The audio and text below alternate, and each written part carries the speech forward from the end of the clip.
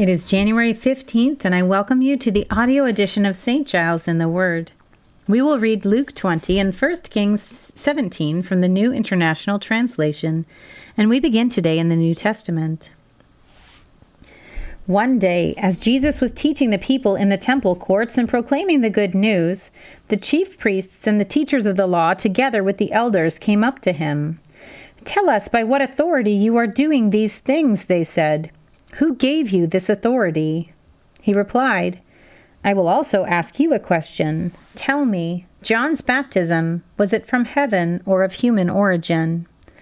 They discussed it among themselves and said, "If we say from heaven, he will ask, 'Why didn't you believe him?' But if we say of human origin, all the people will stone us because they are persuaded that John was a prophet." So they answered, "We don't know where it was from." Jesus said, "Neither will I tell you by what authority I am doing these things." He went on to tell the people this parable. A man planted a vineyard, rented it to some farmers, and went away for a long time. At harvest time, he sent a servant to the tenants so they would give him some of the fruit of the vineyard. But the tenants beat him and sent him away empty-handed. He sent another servant, but that one also they beat and treated shamefully and sent away empty-handed. He sent still a third, and they wounded him and threw him out. Then the owner of the vineyard said, "What shall I do? I will send my son, whom I love. Perhaps they will respect him." But when the tenants saw him, they talked the matter over. "This is the heir," they said. "Let's kill him, and the inheritance will be ours." So they threw him out of the vineyard and killed him. What then will the owner of the vineyard do to them? He will come and kill those tenants and give the vineyard to others. When the people heard this, they said, "God forbid." Jesus looked directly at them and asked, "Then what is the meaning of that which is written? The stone the builders rejected has become the cornerstone. Everyone who falls on that stone will be broken to pieces. Anyone on whom it falls will be crushed." The teachers of the law and the chief priests looked for a way to arrest him immediately because they knew he had spoken this parable against them. But they were afraid of the people. Keeping a close watch on him, they sent spies who pretended to be sincere. They hoped to catch Jesus in something he said, so that they might hand him over to the power and authority of the governor. So the spies questioned him, "Teacher, we know that you speak and teach what is right, and that you do not show partiality, but teach the way of God in accordance with the truth. Is it right for us to pay taxes to Caesar or not?" He saw through their duplicity and said to them, "Show me a denarius. Whose image and inscription are on it?" "Caesar's," they replied. He said to them, "Then give back to Caesar what is Caesar's, and to God what is God's." They were unable to trap him in what they had said there in public, and astonished by his answer, they became silent. Some of the Sadducees, who say there is no resurrection, came to Jesus with a question. "Teacher," they said, "Moses wrote for us that if a man's brother dies and leaves a wife but no children, the man must marry the widow and raise up offspring for his brother. Now there were 7 brothers. The first one married a woman and died childless. The second and then the third married her, and in the same way the 7th died, leaving no children. Finally the woman died too. Now then, at the resurrection, whose wife will she be, since the 7 were married to her?" Jesus replied, "The people of this age marry and are given in marriage, but those who are considered worthy of taking part in the age to come and in the resurrection from the dead will neither marry nor be given in marriage, and they can no longer die, for they are like the angels. They are God's children, since they are children of the resurrection. But in the account of the burning bush, even Moses showed that the dead rise, for he calls the Lord the God of Abraham and the God of Isaac and the God of Jacob. He is not the God of the dead, but of the living, for to him all are alive." Some of the teachers of the law responded, "Well said, teacher," and no one dared to ask him any more questions. Then Jesus said to them, "Why is it said that the Messiah is the son of David? David himself declares in the book of Psalms, 'The Lord said to my Lord, sit at my right hand until I make your enemies a footstool for your feet.' David calls him Lord. How then can he be his son?"